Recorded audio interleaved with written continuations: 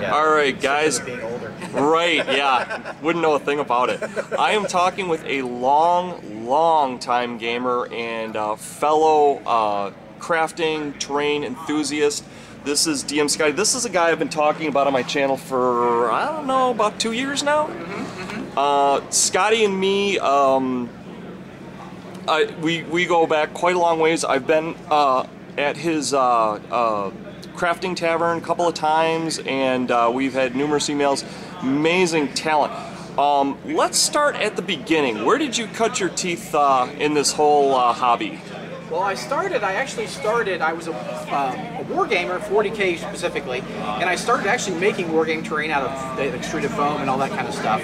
I actually had my own little mix for covering the foam. Oh wow, like the Gallippian. I would use acrylic caulk mixed with water and sometimes sand. And that gives a really nice, especially with the beaded foam, because it gets in those little cracks. Right, but anyway, so I did that for a long while, and then the economy crashed and that kind of thing, and I got a divorce.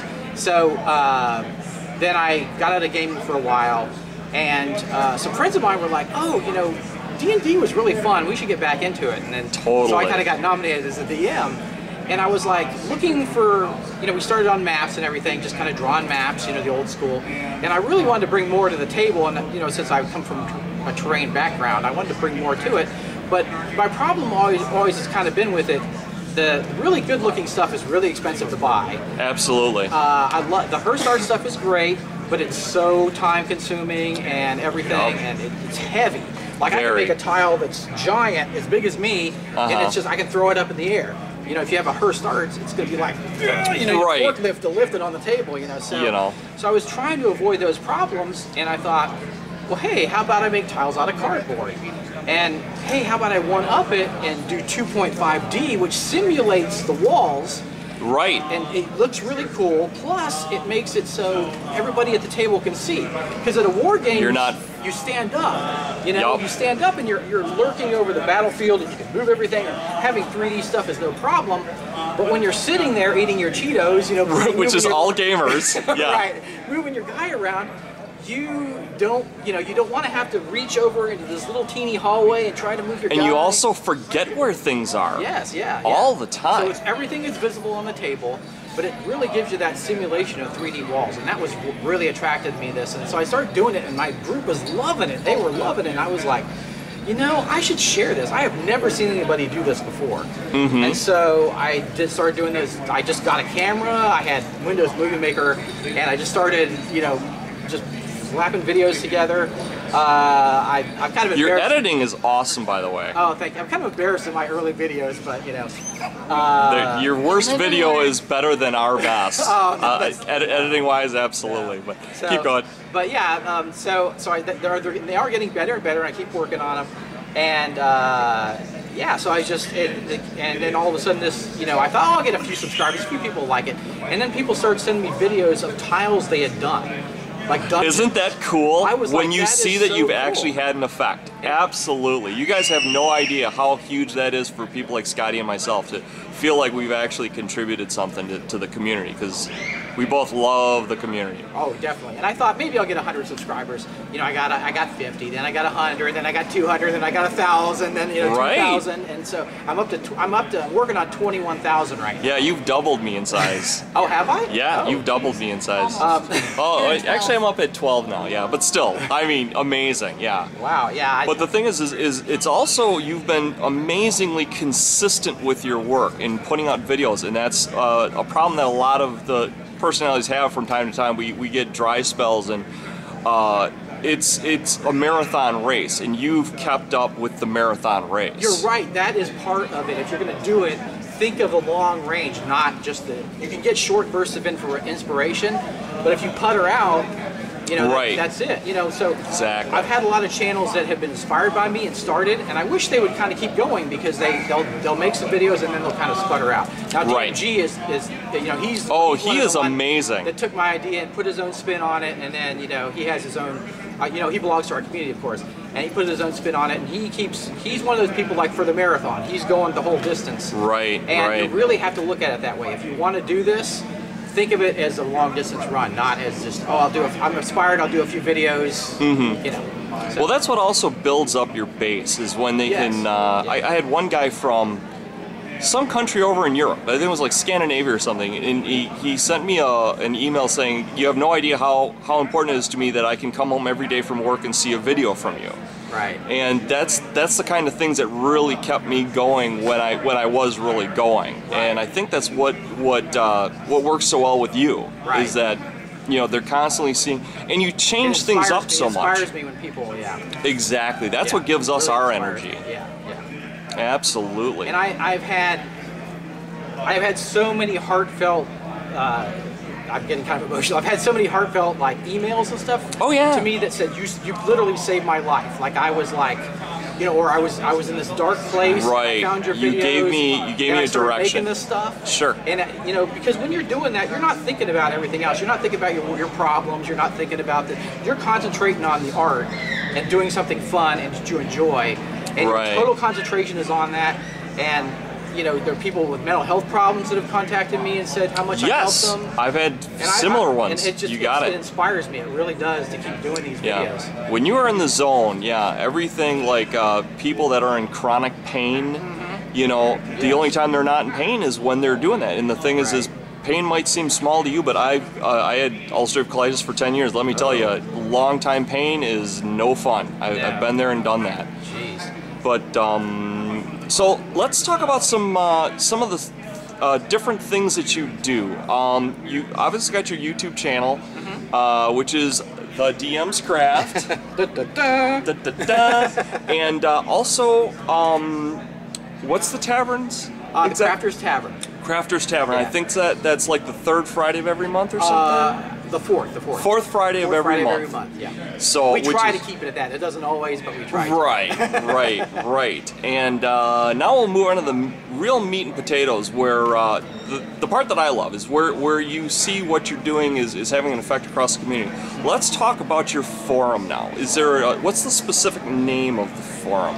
I'm at a loss at a moment. If you look up if you look up DM's Craft, just if you type that in the web browser, you will find the forum. Okay. As well as my channel. Yeah. Okay. You'll definitely find the forum. That's the best way to do it. Got it. Now, I don't know the address right off the top of my head. Right. I know I should. But. No, that's fine. Roughly how many members would you say you have? I have like 3,000. Holy cow! 3,000 members on the forum? Over 3,000 members on the Facebook too. Oh my God! Yeah.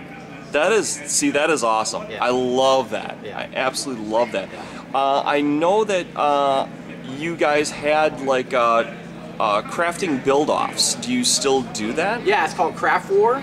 Okay. It's a friendly war. You know, no casualties. Right. But what I love about it is you get to see some great work from all these people. Absolutely. And even the people who you may not think are as skilled. I love to see those people as much as I love to see someone who is. You know what I love to see is growth. Someone who starts out, they have a hard time doing it, and you see them a year later, and it's like they're starting to pull amazing things out. Keep at it. If you don't feel you can do it, everybody can do this. I'm telling you, everybody can do that. Just put the time and minimal supplies with my stuff.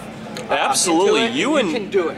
You and DM Gareth know how to game on a budget. Oh yes, hugely know how to game on a budget. Yes. And a lot of this stuff is stuff that you can find like in dollar stores, discount. A lot of dollar store stuff, trash. Absolutely, trash is huge. Rolls, toilet paper. Yes. You know, Elmer's glue bottles. Yes. Just let's go into like a lot of the freehand work. That's one of the things that I most admire in your skill set is your freehand work, because that's the kind of stuff that terrifies me. I rely way too heavily on my saws and templates and things like that. Did you just naturally take to that, or did someone inspire you to do that? Because most gamers don't usually do that. Yeah, I've always been artistic.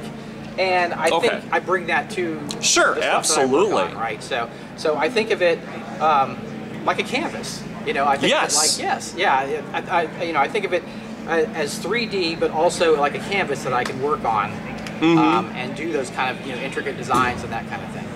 Yeah. And never limit yourself, because if it doesn't come out, you don't like it, just spray paint it over. Just spray paint it black. Oh yeah. And start over. You know, you haven't ruined a thing. You haven't ruined a thing. So don't be afraid to like do that, or try it and practice and do that freehand stuff. Absolutely, yeah. Because a lot of this is got quite a bit of texture, and I mean, yes. you know, that's the friendliest thing you could ask for being a terrain guy is the more texture to work with, the better. Oh yeah. And you know, I love my hot glue gun, so I get a lot of texture from hot glue gun. Well, the thing is also, yeah, I've never seen someone pull out so many different effects from a single medium. Mm-hmm. You know what I mean? I mean, I've seen you do flesh tones, I've seen you do bark, I've seen you do lava, I've seen you do so many things that are texture-wise so completely different, and still you get a realistic effect on all of them, right. Which is amazing to me. Well, thank you. There's just so many.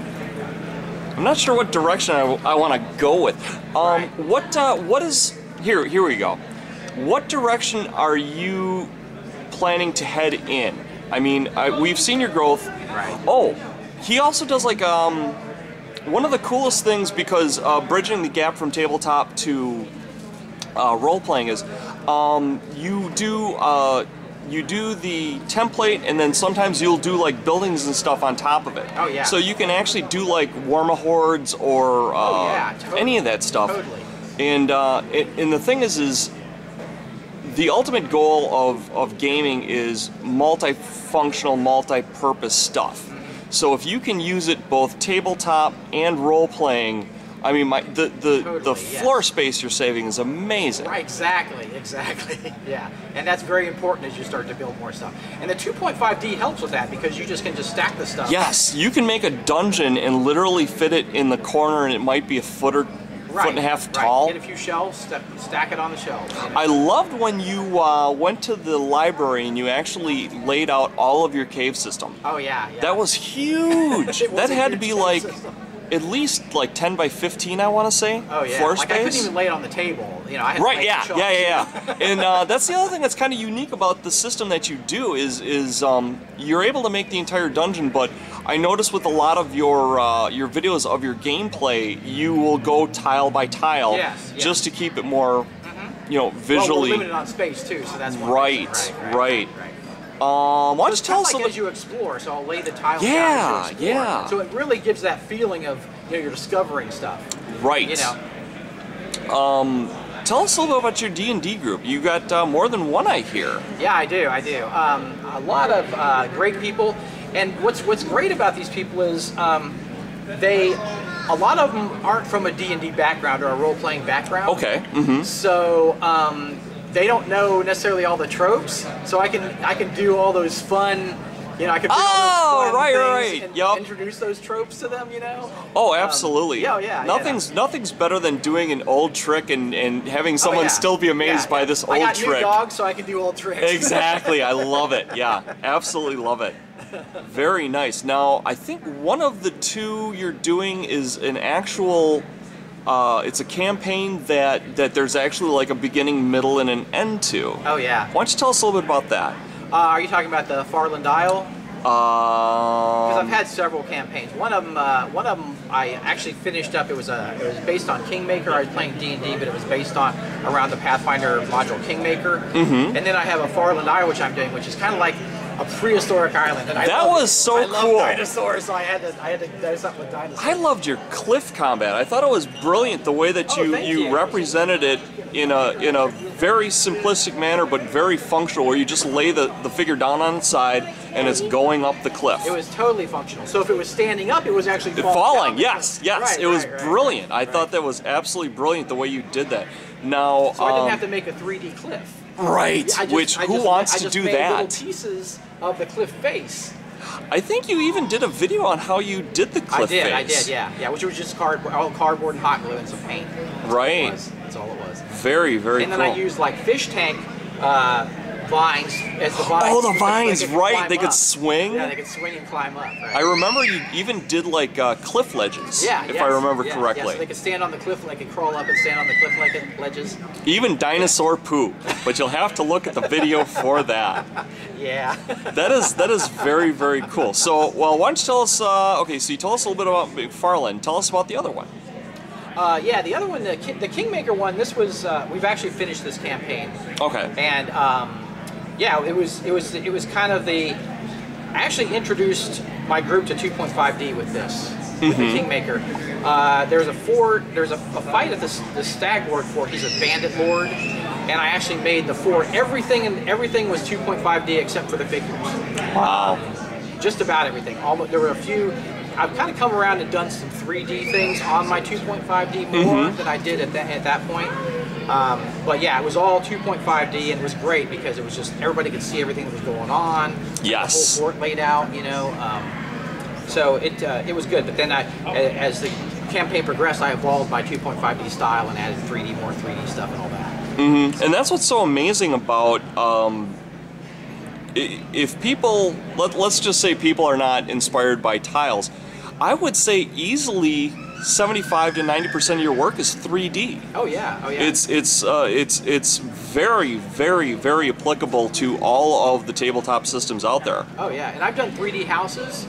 Yeah. I don't know if you've seen my trick, but my trick is what I always found bothersome about houses was the roof comes off, right? And you still can't see. With the walls. Right. So I lift the entire house off, have a 2.5D tile, and then everybody has you can put furniture and all of that. You can actually put it in there, and then when you lift the building off, it's all in there, all set up. Yeah, was a brilliant system. Than trying to scoot a figure around the little teeny blocks. You know? Yes, yeah. yes. Yeah. I remember your jungle huts on Farland Island. Yeah, that was a really neat concept. Just throw away flower pots. Yeah, that was brilliant. That was brilliant. Let's see. Now there was a slightly modern or futuristic game you were telling me about. Do you want to share that? Yeah, I've done some stuff with modern kind of decking, like metal decking, the 2.5D method. I've done some kind of futuristic doors. I've done I've done some alien things. I did some 2.5D that was kind of the zombie apocalypse type stuff. Loved it. Stuff. Yes. So yeah, it's just kind of the standard tiles, just with a different take. So. Yeah. Is that a campaign that's still going, or is it done? I'm actually not playing it right now. Oh, okay. Okay. Yeah. Got it. Have you thought of? And I know I asked this earlier of you, but I'm gonna ask it on air. Have you thought of doing actual games at conventions? Because I know you're very close to Origins. I am. I'm very close to Origins, and we're here at Gencon, and I'm just actually a couple hours from a drive from Gencon. But I have thought about it, but I didn't really know how to go about it. So.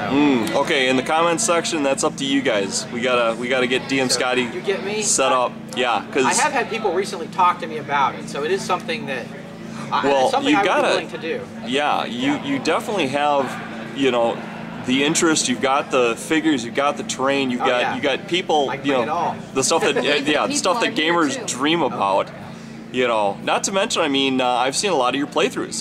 They're very enjoyable. Oh, thank you. We always have a lot of fun. We have a blast. We really do. And also, you don't have one of your players there physically. Why don't you tell us about that? Your daughter. Oh yes. She is not physically there to play with you. No. We played through Skype, where I'll set the camera up. Isn't that awesome? Have the tile set up, set the camera up, and she can see everything that's going on. So yeah. That was very cool. It's kind of a neat way to do it. Yeah, it is. It is. It was very nice meeting her. I think she was on the last. She was on the last Tavern. Craft Tavern. Yeah, she's an artist in her own right. She's a chef, a pastry chef. I was freaking out hearing about the. Tell us about the cakes she makes. Oh, she makes fantastic cakes. They're, well, besides being yummy. Right. She actually works for the Biltmore Estate, which is in North Carolina, and it's, you know, the Vanderbilt House. Oh wow. Yeah, it's the Vanderbilt House. So she actually works there. Say hi to her if you ever visit. Okay. But, Will say hi, do. Dana. But she has made me some wonderful birthday cakes. The coolest cake though I think she made was, we were going to a Halloween party for a friend, and she made an entire corpse out of cake. Oh wow! All the organs, like the heart. Holy cow! Lungs, the stomach was Rice Krispie treats molded into oh intestine wow! shape, covered with fondant. She had white chocolate ribs. Oh jeez! It was amazing. That does sound amazing. Yeah. Well, we see that the creativity definitely made the generational leap. And she loves to play. She loves to play games too. She's our total RPGer. So. Sweet, sweet. So, any final thoughts? Anything you want to share with my fan base? I would just like to say that we're all kind of from the same mold. We all know what we do. Whatever material you use, whether you want to build something giant or you want to do the 2.5D like I do, we're all really in the same group, and we can each learn stuff from each other. Oh, that's the best part, is learning from each other. Oh yeah, oh yeah. Well, Scotty, I have definitely learned quite a bit from you, and I am a very old dog at the terrain game. Thank you so much for sharing your magic with the community. You're very welcome. I'm so glad to. All right, check out DM Scotty at the DM's Craft. Very cool channel. Thank you so much, Scotty. Very welcome.